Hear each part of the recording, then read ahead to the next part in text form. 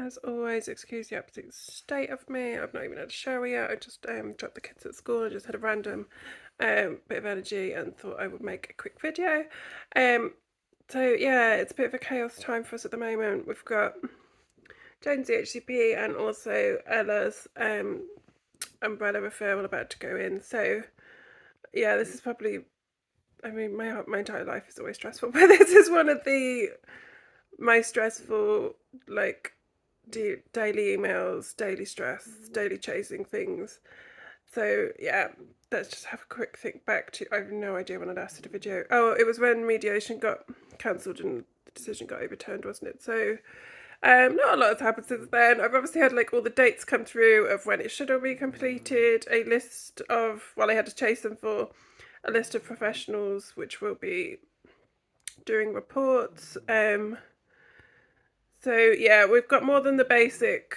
So I'm happy with that. We have got more than the basic kind of like educational psychologist. We've got, and the only one he's actually had so far is speech and language, which was yesterday. But we've also got OT, which he's never actually seen an OT before, so that'll be good. I can't even remember what else on the list. Yeah, so educational. Oh, CCN, obviously I've already seen him. They saw him just before mediation. So CCN, that report will be used. Speech and language have been in. Educational psychologist is obviously the biggest one. He's never had an educational psychologist before. OT, and then learning needs. I tried to get redone, but it's 12 months old, so they would just about use that. They shouldn't. It should be less than 6 to 12 months old, but I suppose because it's a cognitive, the learning needs is a cognitive one, it's not going to have changed so much, whereas I suppose like his emotional needs, his speech and language, blah blah blah, like they could change a lot in a year, but your cognitive actual struggles and that kind of thing, because it's brain development, they're not going to have changed much in 12 months, although it was done in a different setting. But yeah, I tried to argue that I wanted it on the list. It's not on the list, so the previous one will be used. Time scales, Worcestershire are horrific. So I mean, it's their fault. This is the most frustrating thing. I did it in January, which gave us 7 months, because obviously September, I did it in January for transition into year 3 in September, so that it would be in place for September. It obviously won't be anywhere close to, but if they'd have done it when they should have done it, if they'd have accepted my request initially rather than doing all this stupid, well, let's wait for mediation, let's not rubbish, then it would be done and dusted, or at least it should be, the way timescales go, God only knows. But yeah, so in theory, like, it's ridiculous. So the assessment period ends on the 6th of August, but obviously school ends on the 22nd of July, so we lose that bit of time anyway. Well, we don't, because, well, what the caseworker's saying at the minute is, no, we won't have to increase that deadline. It will get done. It won't, because there is, at least, well, there's probably about 100, if not more, children in front of him in line to see an educational psychologist. So it won't happen.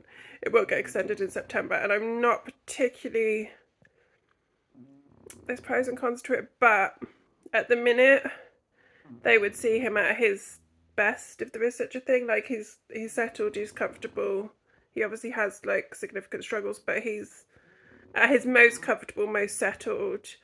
And now, considering obviously I did this for the transition, and the transition's going to be difficult, if an educational psychologist sees him in September at his worst, if there is such a thing, when he's struggling the most, that's not a bad thing support wise. So I kind of have to look at the silver lining, that if it gets postponed, if it gets pushed back and it's done in September, then yes, we'll be waiting even longer for it to be in place, but they will have seen him struggling more than he would be struggling now. So yeah, that's the most positive way I can look at it, is that it is what it is. And I've said a few posts lately on the Worcester Send crisis page, saying if you push for things to move quickly, they're not necessarily done to the same level. So the one lady said an educational psychologist was with her son for 40 minutes because she pushed and said legal timeframes, I want this done, blah, blah, blah.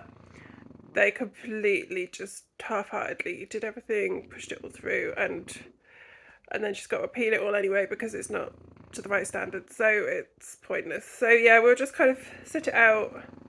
Obviously I'm trying to see with school what will be in place regardless, because he's going to need a good level of one-to-one support regardless of whether that's in place or not, or before it's in place, which they will have to provide, they will have to fund. But we're 4 weeks off the end of term, and they were like, yeah, we'll have a meeting in a couple of weeks. Right, so we have a meeting in a couple of weeks.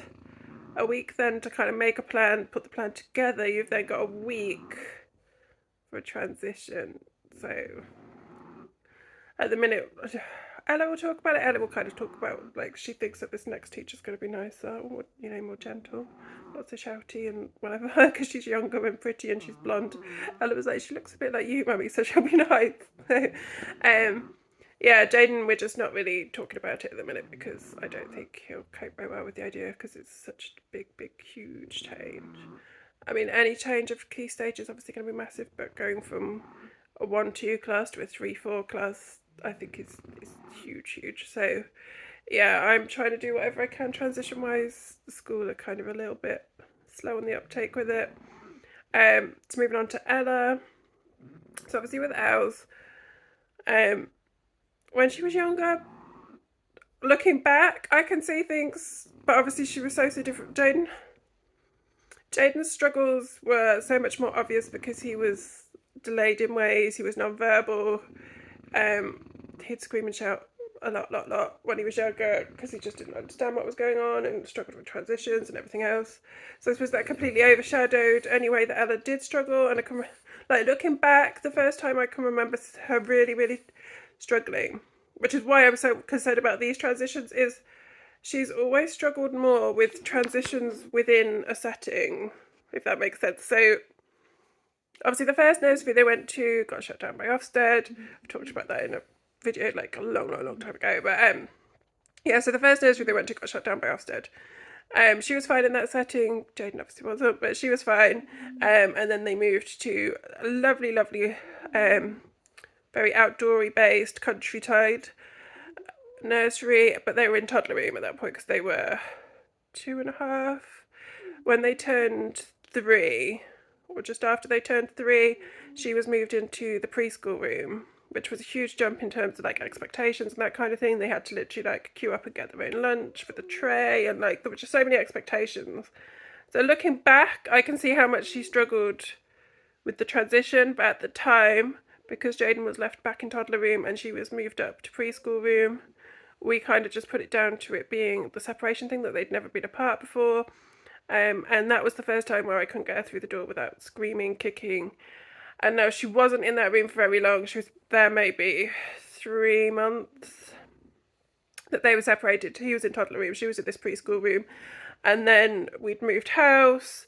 Jaden was going to a special needs preschool in a completely different direction. So that was in Upton, the other one was in Worcester. So they were literally like 10 miles, that's a guess, but maybe like 10 miles apart. Like, it just wouldn't physically have been possible. And obviously we were thinking then transitioning to school. We'd moved to a different village, nowhere near where that preschool was. So they moved from there to so that was like a private nursery, quite structured. They moved to a village preschool, which was more like a old school play group in the nicest way, like lovely place. But it was more like older staff, mummied, grandma'd, like they were very like maternal. No, not that the other staff weren't lovely, but it was a completely different thing, and she settled there really quickly. But again, I just thought at the time that it was because she was back with Jaden. The transition from there to school, she was absolutely fine in reception. She was very quiet. That was one thing that's always, like, looking back, she's always been, she's very quiet. She takes a long time to be comfortable with new teachers or comfortable with new groups of children. She never used to kind of like dive in and get involved. She would have to be invited into things, but we always just put that down to her being a bit shy, a kind of confidence thing. And then obviously the first major transition that she struggled with was after all the lockdowns. So again, like, it was pushed back as it's just a separation anxiety. It's just you know, because of the lockdowns and everything else, because obviously they missed a lot of reception. And it was that transition from reception to year one in the same school was where her anxiety just spiraled and couldn't get her through the door, and she was screaming and kicking and everything else, going to the toilet 10 times a day. And it was actually, I think, through the lockdowns as well, having her at home, and her behaviour just completely spiraled through all the lockdowns, the lack of structure and everything else, that she was the hardest work. And that's how I kind of like describe it to the teacher. That I don't mean this in a horrible way in the slightest, but Jane's autistic, and for the last 2 years, like looking at it now, I would say for 4 years, so from when Jaden was 1 to 5, were the hardest years of my life in terms of Jaden's behaviour, meeting Jaden's needs, being able to communicate with him. But we spent those 4 years getting him to the point where he is now, where his behaviour is very manageable. I can de-escalate him if he's struggling, and all those, the majority of the time, and all those kind of things. So day to day, Jaden is, I mean, he struggles in a lot of ways, don't get me wrong, but everything's become normal in the kind of the support that he has to keep him on a fairly even keel. Whereas during the first lockdown, and Ella's behaviour like completely spiraled out of control, and has been ever since. It's unmet need. That's the easiest way to explain it. Like, it's unmet need. It's not just bad behaviour, it's that she struggles with demands, she struggles with school, so then when she comes home she explodes and those kind of things. But the way that I explained it to the teacher was, when I was trying to get help, and obviously in the first school they just didn't want to know at all, so we took her out there into this school. And in this school I've just at times said, look, she's so much harder work than Jaden is. Like, she must be struggling so much. You know, our lives are both becoming increasingly difficult because of her unmet needs, which is why we're now at the point, which I've just rambled for like 5 minutes about to get to this point, that she has now been seen by CCN. The CCN lady has kind of gone through what she's seen, which compared to what school say, have school been like, no, she's fine. But there are things that I've said to school that they shouldn't be doing, which they still are. So I'm hoping the next teacher is, their class teacher is lovely, don't get me wrong, but things like telling an autistic child or a potentially autistic child that they have to make eye contact with you when you're talking to them, that they have to smile more, that they have to look when you're speaking, to ask them, a child that refuses to speak a lot of the time, or, you know, is selective mute in the classroom, for them to say to her, are you listening, what did I just say, constantly, is not okay. So for CCN to pick up like how much she struggles with eye contact, the eye contact, when she does give eye contact, is very forced, she doesn't blink, like, because I'm autistic myself, like, I don't necessarily pick up on these things, but they were like, when she does give eye contact, it's more as though she's gazing, lost in her own thoughts, or that she's really concentrating on giving eye contact. And when I talk to her about it, she says she finds it a lot easier to listen if she's not looking at the teacher. CCN says she hides behind her hair. So like, I'd noticed recently she's a lot more resistant to having her hair tied back, or like, whether she goes into school she'll take it down, and they said she literally has it like round her face like this, so you can barely see her face when she's in the class. Friendships, it is heartbreaking to hear like how much she struggles. I don't think she necessarily realises, like, when it comes to friendships and things, that she kind of, they described it as she's a few seconds behind, so she just kind of copies whatever a friend. So she very much relies on one particular friend. I think I've mentioned this before, but she relies on, and she was the same at her old school, that she has one friend who's kind of like quite a strong character, and then she kind of follows whatever they do, clings to them, and they're quite happy to kind of like, come on Ella, take her along, or like, you know, if she needs to go to the toilet, if she needs to talk and she doesn't want to talk, the friend will talk for her, and those kind of things. She's ever so lucky to have a friend like that. But I don't think either her or the friend kind of really realise how much she relies on that to mask, and that helps her mask in kind of social situations. She does talk to other children at times, but not a huge amount. She mainly relies on this one kind of friendship to kind of get her through the day, and if that child ever isn't there, she struggles a lot more. She can just about cope without Jaden, but to cope without this friend, she finds a lot harder. She will, even if Jaden's not in school or anything, she's like, she literally blames. This is one thing I said to CCN, I was like, there is obviously an attachment thing too, because she's so attached to me and to Jaden, but she very much blames us for things. So she wouldn't just say, oh, Jaden wasn't in school today, so I struggled more with my work. She will literally say it's Jaden's fault for not being there, that she couldn't do her work. Or like, if anything happens even in school, at home, it's my fault. I didn't make... When she was so fixated on this word, anything related to death, and she saw a private therapist and they said it's because she's so dependent on me that she's kind of got this concept in her head that I could die, and that's kind of like obviously the most terrifying thing on earth to Ella, because I'm her entire world, or like me and Jaden are like her entire world. She doesn't really... She would just about go to grandparents, but she's so reliant on me every second of every day. She's with me wherever she could be. There are times obviously where I have to drop her off with literally grandparents, or sometimes my partner. That is it. She will not go to anybody else. She won't go to any hobbies or anything alone. She's so reliant on me. But if school ever used that word, it was my fault, and I would say to her, I could tell them how much it upsets you. I can ask for you to be removed from a lesson. I can't literally lay down the law and say to a teacher, you cannot say this word, you can't talk about this subject, blah blah blah. She doesn't understand that. She blames me. She will scream and shout in my face, it's my fault, which I've never experienced that with Jane. It's a completely different thing where like she holds me responsible for anything that happens in her life, anything that goes wrong in her life. If grandparents talk about coronavirus, war, like between themselves and not even talking to her, but she just hears like a conversation like that, again, it's my fault that they've forgotten that they're not allowed to talk about distressing things in front of her, or the radio's left on, the TV's on, which is one reason why she's quite resistant of going to grandparents and things like that. My parents not so much, because they're very aware of both children's struggles, are very understanding and helpful with things like that, whereas the other side of the family, it's not really talked about. It's not really kind of like their struggles are kind of brushed away, which Ella finds more difficult than Jade. Jade will kind of say, do they not know I'm autistic? Or we just kind of leave it at that. Ella will say, Nanny tells me to stand still. Nanny tells me to be quiet. Nanny tells, like, things that that just kind of show that Nanny doesn't really understand, or doesn't want to understand, which is obviously incredibly sad, the kind of struggles that they both have.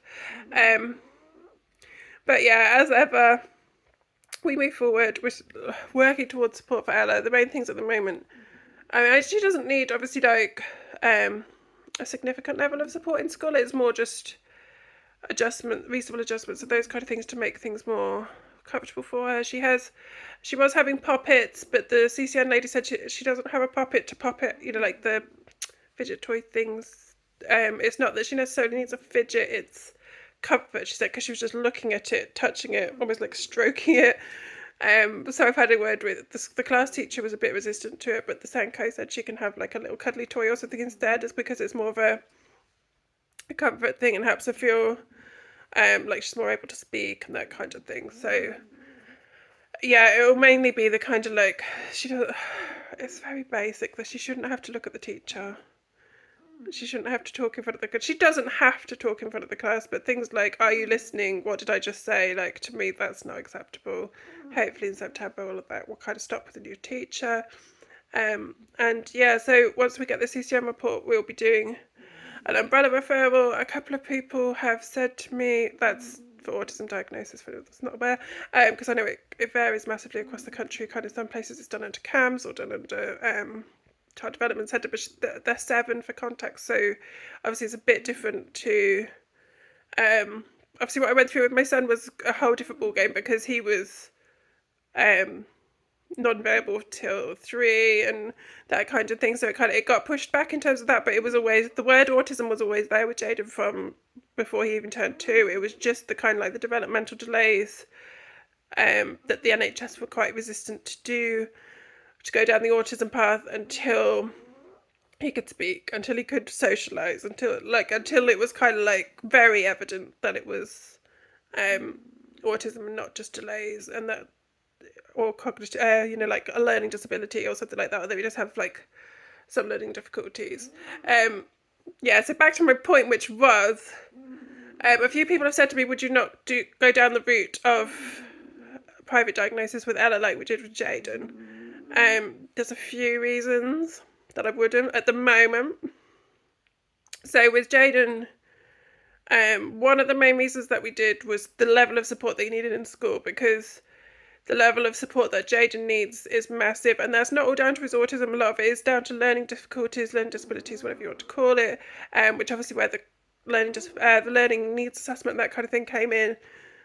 So I don't regret his diagnosis in the slightest. The timing, it was lockdown, there was such massive waits on the NHS, although we'd already waited, like 3 years at that point, if not like 3.5, 4 years.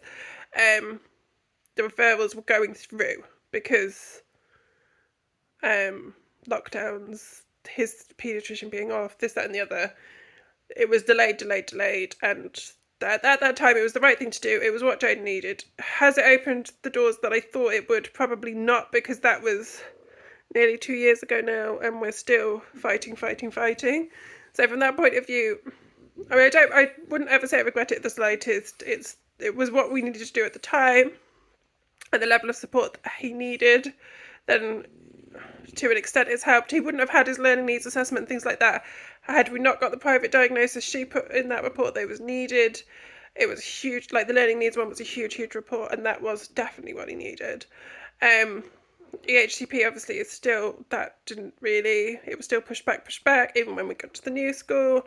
But it was what, and I've always said, like, they are completely different. I think some people think, like, if you have twins, they have to be treated the same. Their needs have to be assessed and met. That's how I've always seen it from the day that they were born, and kind of midwives would say to me, like, you have to treat one how you treat the other. If you breastfeed one, you have to breastfeed the other. No, they're completely different children, and their needs have to be met in whatever way is, I deem, the best way.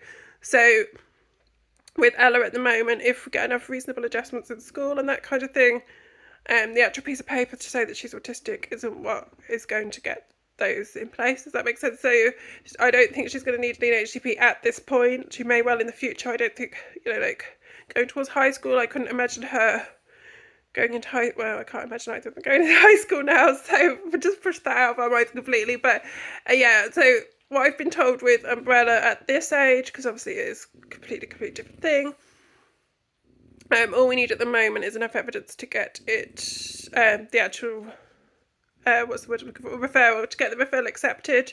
That's the most important thing at the moment. And then we'll have about a year during that year, so that about a year wait apparently on the NHS at the moment. During that year, obviously, we gather more evidence, she'll be seen by more professionals. The anxiety side is my biggest concern, so I'd look to have some kind of therapy through school and that kind of thing. But if we can get all that in place in the meantime, and then her diagnosis, then that, I don't feel like that would be bad. So compared to like how Jaden's was, and how the level of support that Jaden needed and wasn't getting was a completely different thing, and that was the main reason why I went down that kind of route at that point.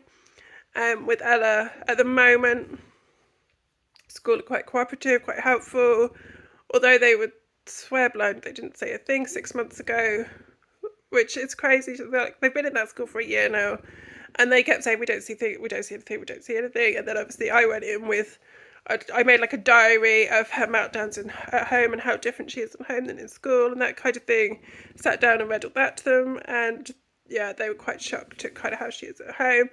I won't go into too much of it because I'm very aware now as they get older that maybe like when Jaden was 2 and 3, I wouldn't think twice about videoing a meltdown, not to like publicly post or anything, but to kind of like to show professionals and things like that. But even that now, like that, I'm very much more aware of their privacy and their consent and that kind of thing at 7 than obviously I would have been at 2 or 3. I've put the tiniest little clips, like where she's had monumental meltdowns in public and things like that. There's like literally like 10-second videos just to show like the scale of it. But other than that, it's a completely different thing to be able to explain to people, or to always have people believe you, because they look at this child that barely speaks. They're like, find it hard to believe that she could be as angry and aggressive as what she could be in home. It's not just that, she struggles a lot with like self-care and hygiene and those kind of things, which she's never used to. But again, they're not things that I would feel too comfortable in going into detail with, because it's very personal to her, and she's 7 now. She's not like a 2-3 year old that's potty training. It's a completely different thing at 7. But yeah, the main thing is, like, it is a battle every single day, and there's emails, phone calls, meetings. Like, there is constant things going on. But I feel at the moment like we are making a bit of progress, which is obviously the most important thing. And it feels, I mean, I wouldn't say that I wouldn't, if, you know, we get 6 months into this 1 year wait and we're not getting anywhere, then obviously I would look into the same place that Jane went to. The same with, I need to chase my GP and find out what's going on, because initially I was told 6 months wait for adult diagnosis, and that's long gone. To try and find out kind of like how much longer I'm going to be waiting, and possibly an ADHD one for myself as well. But yeah, I have waffled for 25 minutes, which is probably one of the longest videos I've done in a long time, so I shall let you all go. And well done if you got to the end, because it has been a long one. And yeah, we'll catch up again soon.